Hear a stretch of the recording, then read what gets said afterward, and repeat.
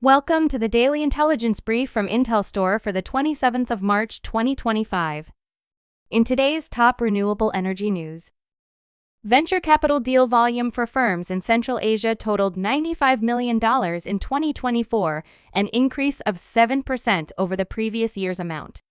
Entrepreneurs in Kazakhstan, Uzbekistan, Kyrgyzstan, and Tajikistan are fed by a small number of investors. But many startups in those countries are focused on the renewable energy sector. These startups have business models focused on international expansion, making them more attractive to potential investors. Venture investment in the region is becoming more structured, with local funds emerging as well as international investors, now showing an increased interest. The U.S. Department of Agriculture announced late Tuesday it will release previously authorized grant funds to farmers and small rural business owners to build renewable energy projects, but only if they rewrite applications to comply with the president's energy priorities, which excludes renewables.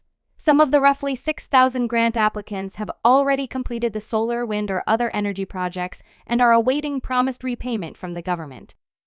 Others say they can't afford to take on the projects they had been planning unless the grant money comes through.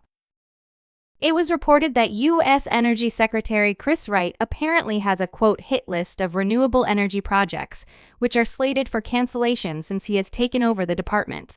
The hit list is a collection of clean energy projects already awarded billions of dollars in grants and loans under the Inflation Reduction Act, as well as annual budget appropriations. The cuts include $900 million to the Energy Efficiency and Renewable Energy Office Grant Program, as well as $760 million to the Grid Deployment Office, which was supporting offshore wind grid infrastructure on the East Coast. The federal government in Australia is building a new tool to help landowners get more information on wind, solar, and battery storage project developers. The long-awaited pilot for the developer rating scheme has now officially launched and is calling for registrations of interest from developers who want to test and help design the program.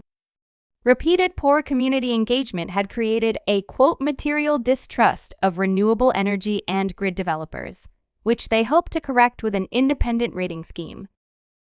The House Environmental and Natural Resource Protection Committee in Pennsylvania voted 19-7 to advance House Resolution 53 despite some concerns by many committee members.